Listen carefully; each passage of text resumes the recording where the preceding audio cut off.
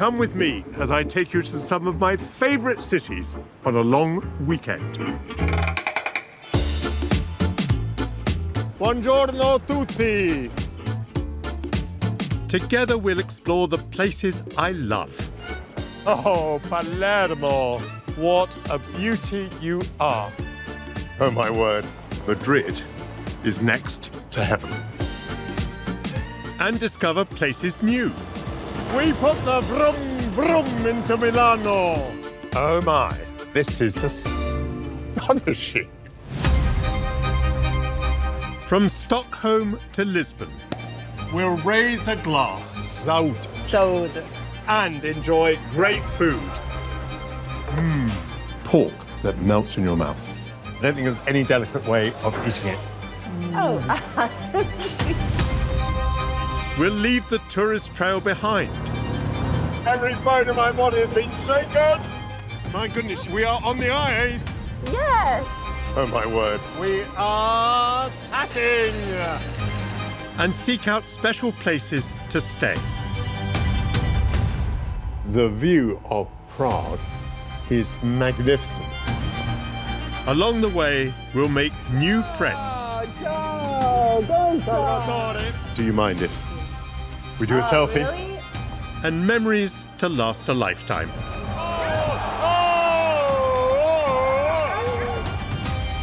I think I shall always remember this. This is a beautiful moment.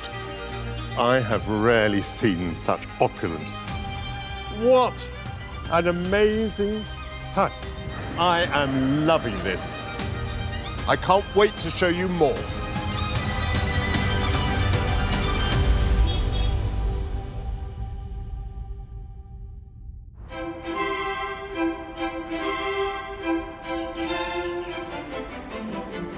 It's day 2 of our long weekend in Spain's capital, Madrid. Sitting in the centre of the country, the city attracts 10 million visitors a year, drawn to its spectacular buildings, legendary nightlife, and by 350 days of sunshine a year. Madrid is truly a great city. Being half Spanish and having so many happy memories of it, I feel confident in saying that.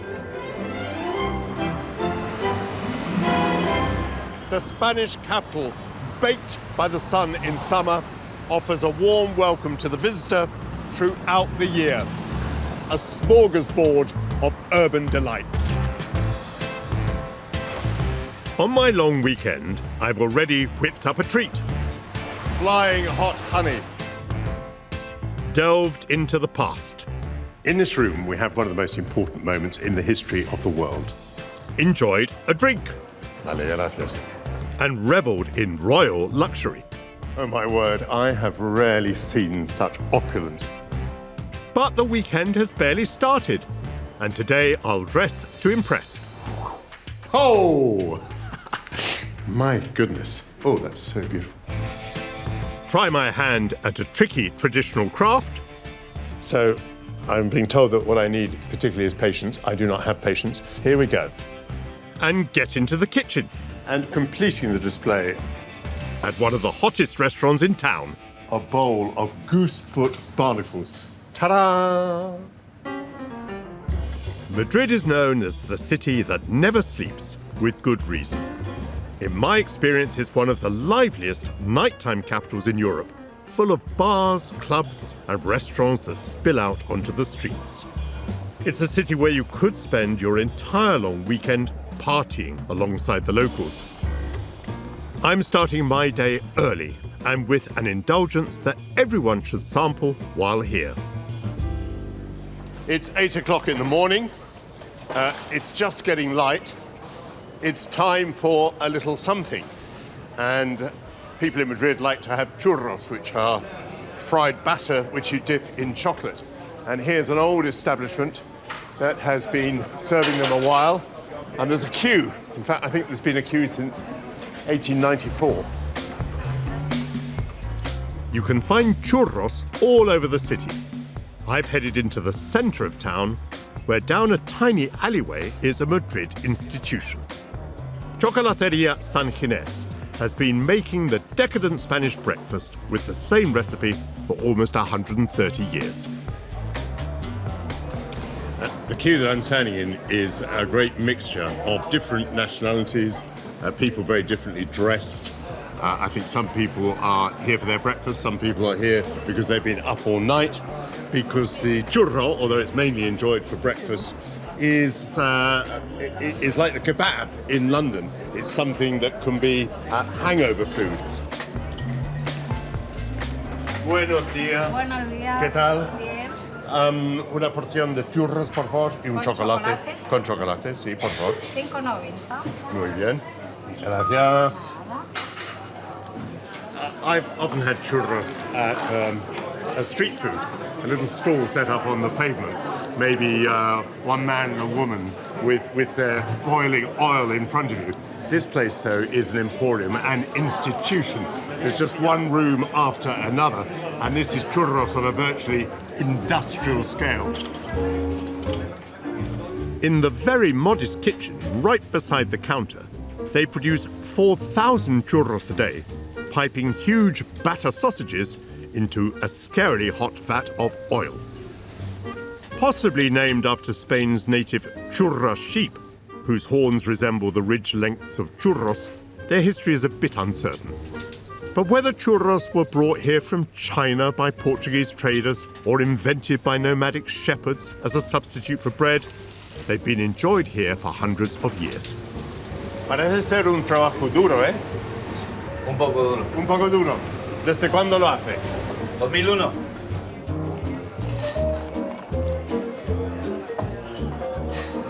¿Le gusta venir por aquí por la mañana?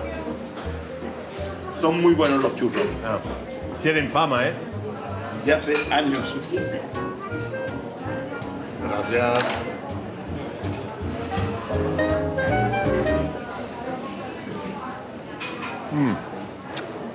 Oh, the chocolate is amazing. And the churro is crunchy and warm. When I was a kid, coming to Spain, going out for churros was a special treat. You know how smells are probably the most evocative of the senses, and the smell of the churros, the smell of that hot fat, just transports me back through time. I guess on the whole, you're not advised to eat a lot of fried food or a lot of sweet drinks, but you've got to do this when you're in Madrid. It's part of any long weekend. Open 24 hours a day, 365 days of the year, you don't need to rise with the lark to try one. When I try to think about why it's so nice to spend time in Madrid, I think one of the main reasons is that there are so many places to go and eat and drink. And many of them are highly traditional. I mean, look at this place with its lovely tiles and green benches. You get the feeling that you could sit up there at the bar and within a few minutes you'd be talking to someone, you'd have made a friend. Time to give it a go. Are you from Madrid? Oh no, we're not from Madrid, we're from Mexico. May I join you a second? Yeah, of course. And you, as part of your trip to Madrid, you thought you better come and have some churros, is that right? Oh, yeah, it's a traditional thing here in Spain, so we need to try it. How are you enjoying Madrid? Oh, it's a beautiful city. The people, the places, architecture. the architecture, and architect, and and it's beautiful. Do you have churros in Mexico? Yeah, Yeah, we have. it as You well. have- Not like this.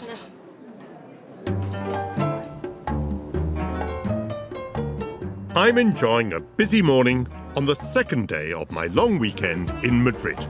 One of my favourite cities and home to over 3 million people, it is vibrant and lively. There's so much to do here, from enjoying one of its 18,000 bars to shopping on the Gran Via, one of Europe's busiest streets. And when all that feels too hectic, you can retire to El Retiro, Spanish for the retreat. In the centre of Madrid, it's the perfect place to take a pause. In the very heart of the city, a park with thousands of trees. It has quite a lot of formality about it. It's very grand with its many fountains. Originally created for the exclusive use of the royal family, it's now a haven where everyone can enjoy the landscape gardens, ornamental ponds, and elaborate crystal palace. Spread over 350 acres and boasting over 15,000 trees, it offers an oasis of tranquility, especially in Madrid's hotter months. One of my earliest memories of Spain is being taken out on a rowing boat on this lake. At the time, I was 8 years old, and my parents had sent me to stay with family for a month to improve my Spanish. Coming to Spain was a bit of an adventure. It had a very hot climate, and it was different, even in Madrid. There were still horses and carriages and carts, so it felt very unusual to me. But my uncle and aunt and my cousins were in those days quite elegant. Women wore hats and coats and men wore ties and jackets. And so for me, Madrid is an extraordinary combination of exoticism and sophistication. For the modern city Spaniard, dress is still very important, though there's less formality than in my youth. Still, one shop has been selling the same elegant accessory for over 100 years. If you want to cut a dash in classic Spanish tailoring, maybe a cape is the thing for you. Danielle, I'm Michael. Hi, how are you? I've come in search of old world elegance. It looks like I've come to the right place. Of course, this is the place to get a traditional cape. I notice you have some old photographs here. This is actually a picture of the same shop that you're right now, but 100 years ago. Nothing has changed. Still a family business. We're in the 4th generation. Actually, right now is the great-grandchildren of the founder. Capes were first worn by the Spanish aristocracy in the 1500s, and later became common attire for the masses. In 1901, tailor Santos Cesena set up business in Madrid. With the help of son Tomás, he updated the traditional garment while retaining its classic style. And his capes were appreciated by the rich and famous. Hillary Clinton, we made a cape just for her that it was called after her the Hillary cape. And probably the most known is Picasso, the painter. And one of his death wishes was to be wrapped in one of her capes in the grave. So he's actually in the grave with a Cesena cape. Good heavens. What's this thing here? So this is a catalog of the capes that, it's still the cape that we do. But you can see here how much it was before, which it was the old currency of Spain also. So here's a cape which is between 300 and 500 pesetas. We're talking there about, oh goodness, just a few euros. almost nothing. How extraordinary. Oh, this is the Alfonso XIII model. So named after the king who abdicated. Yes. Oh, this one's more expensive. 750 pesetas. I think that this one's because it got embroidery all over that we renamed this model the Pablo one because it's the one that Picasso is wearing. Ah, yeah. Pablo would like these details. So indeed, it's embroidered all the way down the front. Very beautiful. Since then, they've developed flamboyant capes in every colour of the rainbow. And they don't cost what they used to, with prices now in the hundreds of euros. Each is created at the back of the shop by 3 expert tailors, including Carmen. Hola. Hola, Michael. Soy Carmen. Carmen, qué ilusión, encantado de conocerle. Anda! So this is where you cut the cape. What is this? Merino wool. Merino wool, merino wool. Very beautiful, very lovely. Es media circunferencia, 2 piezas que unidas por aquí abren y es una circunferencia completa. Of course. So, a semicircle, it's folded in 2, and so this is the neck. Esto es el cuello. Exacto. Esto Y es el esta cuello. parte es el delantero. How long have you been doing this work, Carmen? 17 años, más o menos. 17 years. Were you already doing this sort of work? Sí, trabajaba haciendo piel. napa, ante, que también se corta con tijera. There's not much scissor cutting goes on these days because there's so much machine work. You have to have great confidence when you cut. When she goes round the circle, she has one shot at it only. The scissor can never be removed from the cloth. So every time she stops, the scissor remains in position, because otherwise you'd get some sort of jag.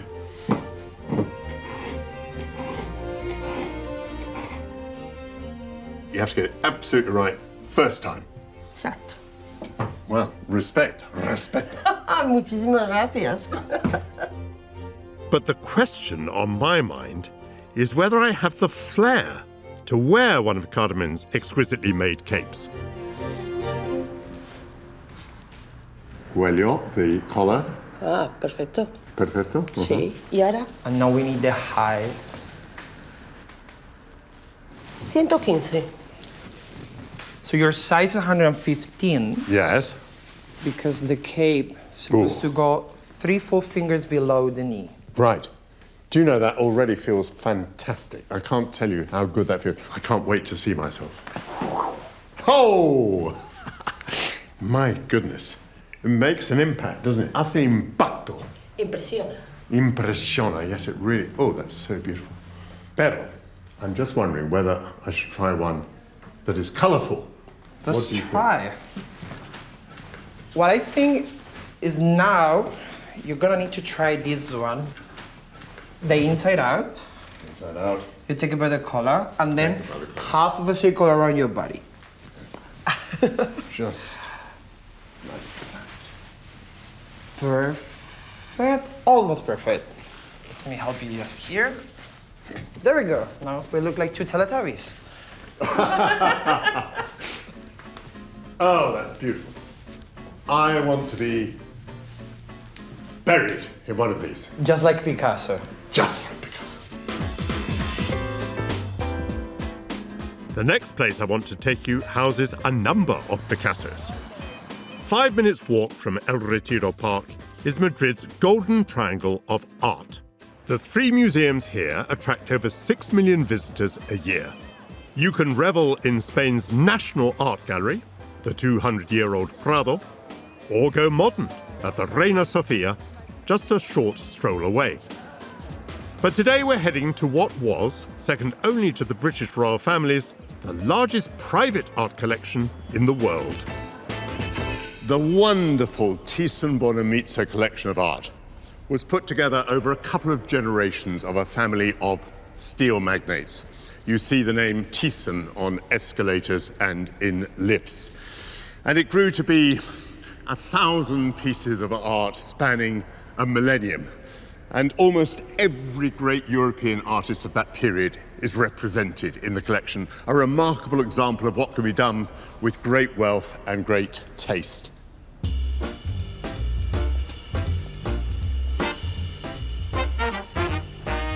Laid out over 4 floors, the museum opened in 1992 and is visited by over 1 million people a year. I have to admit that art is one of my things. And really, it's difficult to think of anywhere that has so much joyful art on display as this wonderful city of Madrid. This collection, valued at £3.6 billion, contains works of art by most great European artists, such as Holbein and Van Gogh. Is it possible not to love Van Gogh? These great swirls of paint, thick, unmitigated joy.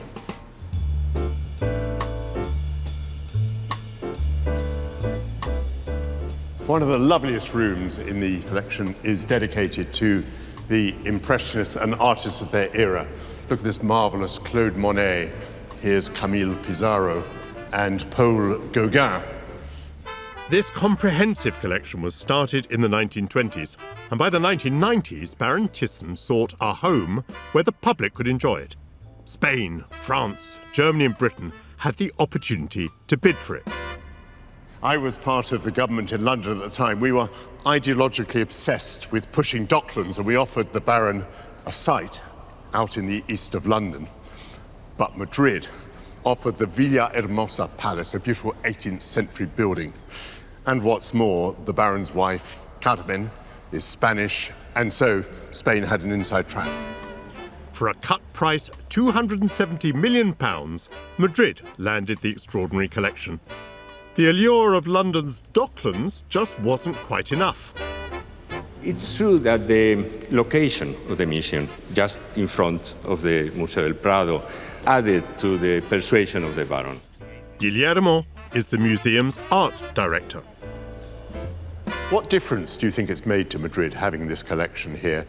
You can walk through the almost entire history of Western art, from the early Renaissance to the 20th century, in maybe a walk of 1 hour and a half. Well, many congratulations.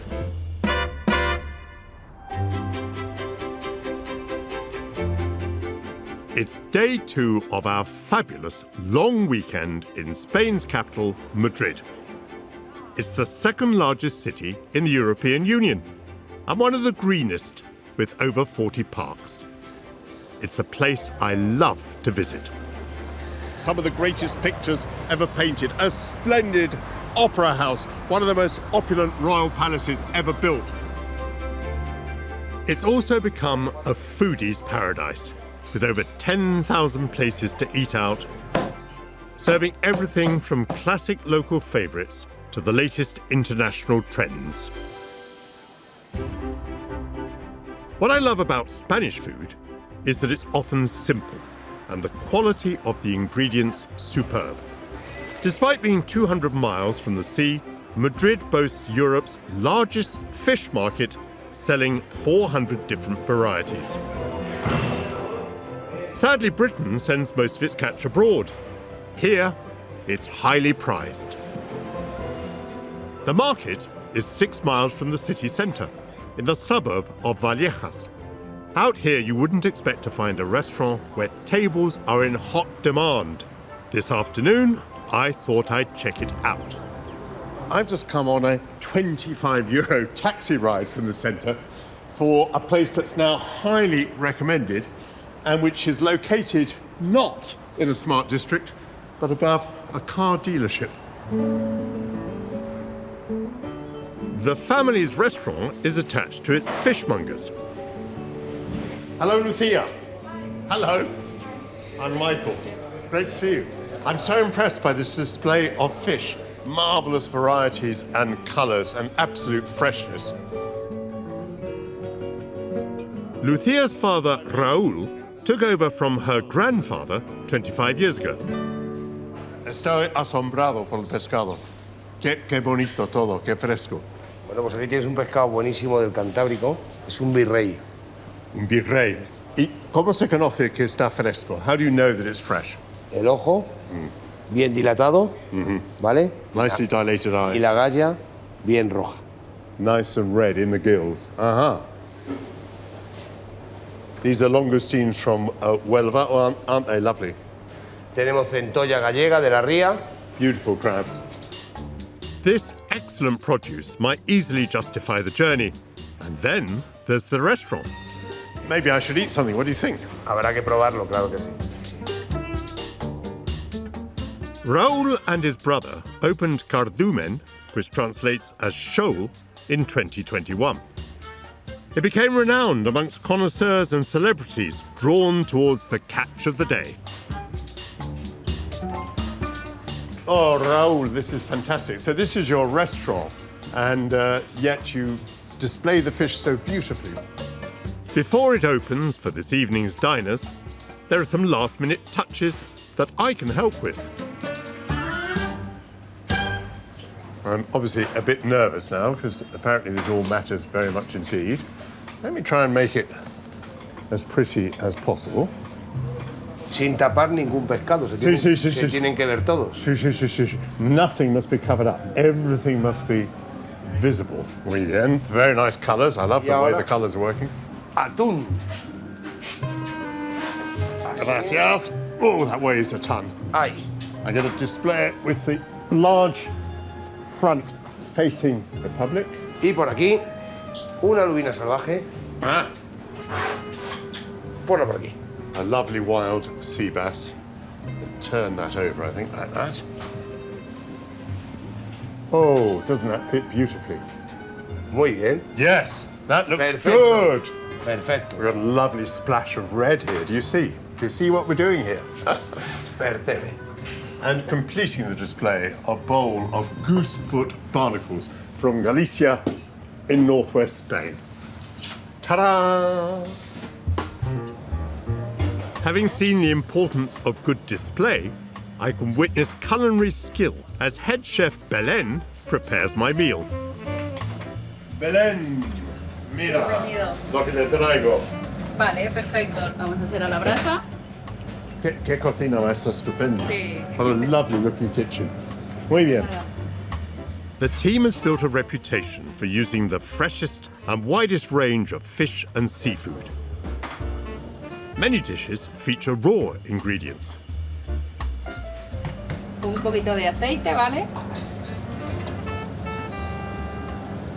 Qué buena pinta tiene. What a lovely sight that is. Una pintaza, ¿eh? Sí. Nuestra estrella de la casa, el virrey. She says it's the star of the house. That is her favourite. Marvellous.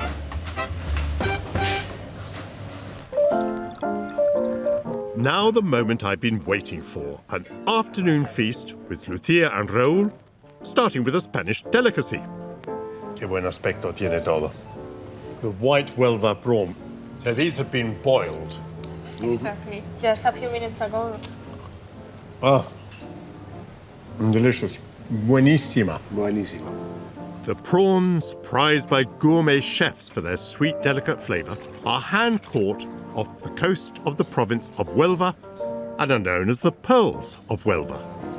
These are such a delicacy, aren't they? Everyone loves them. So in England, you don't see the prawns a lot, right? We have prawns and we have shrimps, but we don't have anything like the variety that you have in Spain. For the main course, it's the chef's recommendation. Now, this is the first time I've eaten Viceroy. What do you think, Mike? I think it's a lovely fish. I think it's absolutely delicious.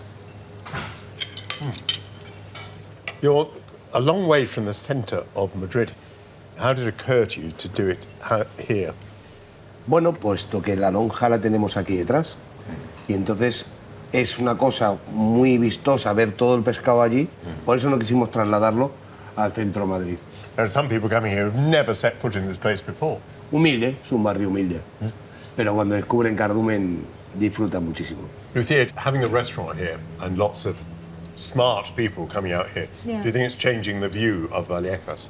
Yeah, exactly. I mean, I think that's it's kind of the idea of Carlumen because it's like creating such a special space in an area that is not that known for having good restaurants.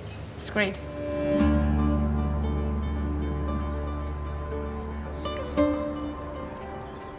It's been a busy day, and as the sun sets, I make my way back to the hotel. Here I hope to catch its last rays from the roof, overlooking this city that I love. I'm right in the heart of the city. There is an expression, de Madrid al cielo, and it doesn't just mean that you get these marvellous sunset skies. It also means that Madrid is next to heaven.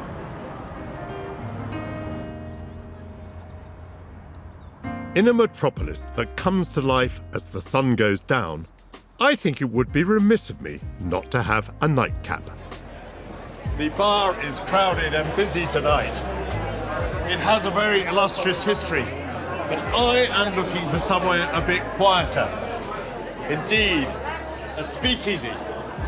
And having hunted high and low, there's only one possibility left.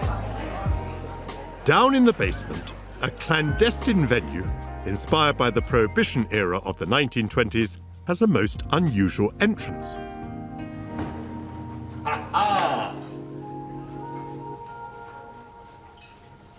Like Alice through the looking glass, I have come through the bathroom. Welcome, I have sir. found you. Good evening. Good evening, sir. When it opened in the 1950s, this hotel was a popular haunt for politicians and writers, including an American literary legend who would become an adopted son of Spain. Now, is it true that Ernest Hemingway used to drink in this hotel? Yeah, of course, sir. And this is our tribute to Ernest. The last time Hemingway stayed in Madrid to make a work for the Life magazine, stay in this hotel. The author of For Whom the Bell Tolls, Hemingway came to Spain as a war correspondent in the 1930s. Known here as Don Ernesto, he fell in love with Spanish culture and developed a passion for the bullfight. A flawed character, Hemingway was famed for heavy drinking and certainly had more than one cocktail named after him. This kind of Hemingway daiquiri is different around the world. Now we make it with grapefruit, rum, and maraschino liqueur.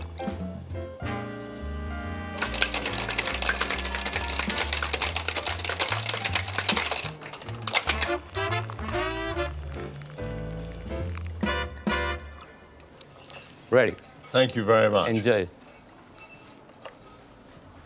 Well, Ernest Hemingway would now, I think, be quite a controversial figure.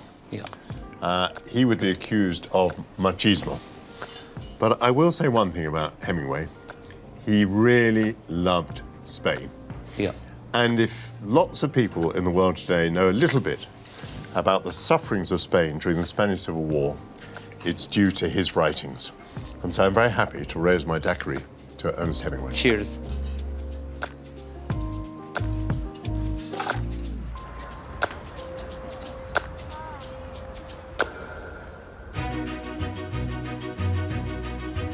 It's the third day of my long weekend in Spain's capital that surely everyone should visit in a lifetime. Welcome to the clamour and bustle of Madrid. This is a city with a buzz, a place constantly restless and in search of change. However, this morning I've returned to somewhere that bucks that trend.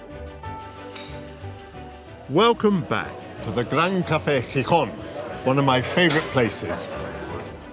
It captures the feel of the old Madrid and is the place I return to again and again.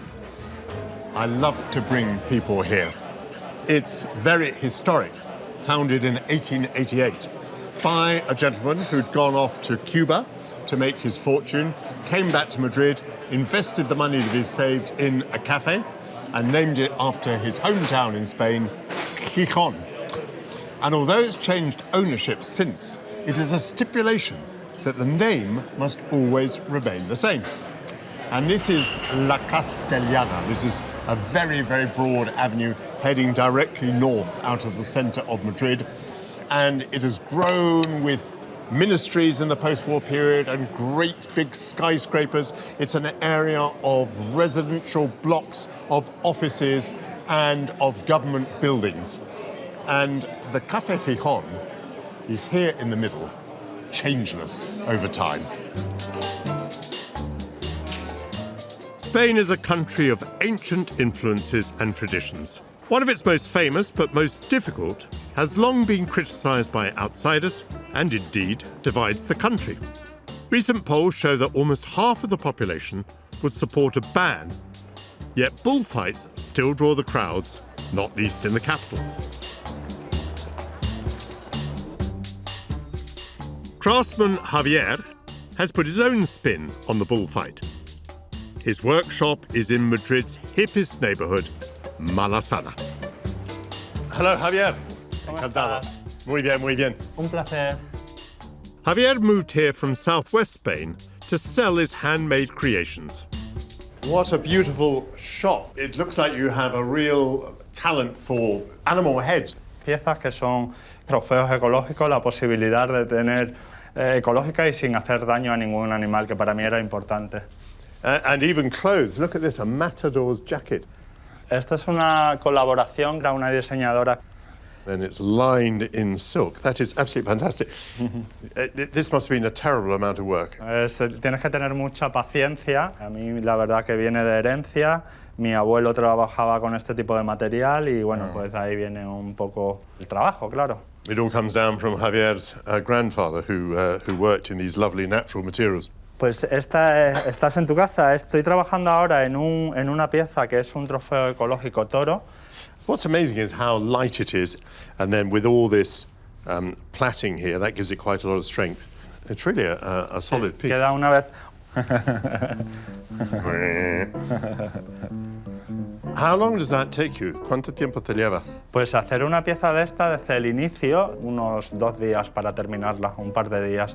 Una pieza grande, ya eso viene siendo una semana más o menos. Actually, I'm quite surprised. I would have thought it would take longer. Like his ancestors, Javier weaves with esparto grass, which grows wild in the south of Spain, and was used to make baskets, rugs, and clothing. I'm sure sewing's not going to go well for me, but I accept the challenge. The secret is you use this actually when it's still quite green, and the strength comes from the fact that you plait it, so you weave it, and you make it into these strips which can be put together to make any structure that you want with a natural thread, a bit like a string. Sobre todo, tienes que tener paciencia. Right, so I'm being told that what I need particularly is patience. I do not have patience. Here we go. Unidos, si te fijas, la dirección va haciendo como una espiga, como una palmera. Entonces empezaríamos a coser desde aquí. It's not as easy as it looks. Parece fácil. ¿Por qué no me sale? Porque, mira, la aguja está hacia arriba, entonces lo único que tienes que hacer es eso. To begin with, we had to be careful to coordinate the two pieces. This is like putting together the material for a suit. Then you simply go under one side and up, and then under the other side. And then I have to pull upwards and forwards, and that makes the thread disappear inside. Now, getting better at this. Out comes the needle, and eso sería. Triumph. Tiramos hacia adelante, es tener paciencia y tiempo. Do you see, yes, do you see how I've got better in a few moments? Ya lo tienes. Javier, an excellent teacher. Eres buen alumno. Javier, who buys these lovely pieces?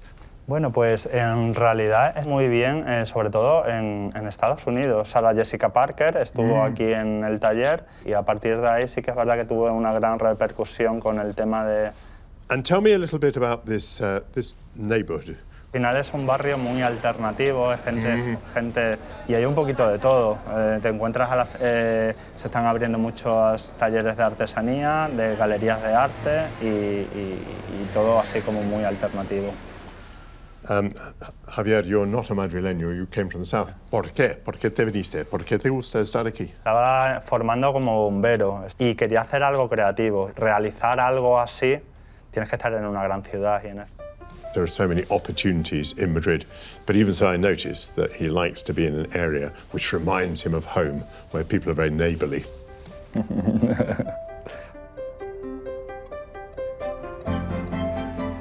Spain's a wonderful country, and Madrid an exceptional capital city. It values its past, that lives on, for example, in my favourite coffee shop. But with such vitality, of course, it embraces change. Javier has taken an ancient craft and given it a very modern twist. I had never seen as many bull's heads on a single wall, even when I visited the house of a famous matador. But these are all made of natural grass. They're all ecological. No animals were hurt. This is how the traditions of Spain continue to evolve. The late afternoon sunshine draws me back to the gorgeous greenery of the Retiro Park. I'm aware that I've been recommending to you that you be busy, that you go to this gallery and that palace and eat in such and such a place. But of course, in Madrid, it's perfectly possible to do nothing, to sit with a glass of sparkling water or a coffee and watch the world go by. So stay with me a moment. Let's do some people watching.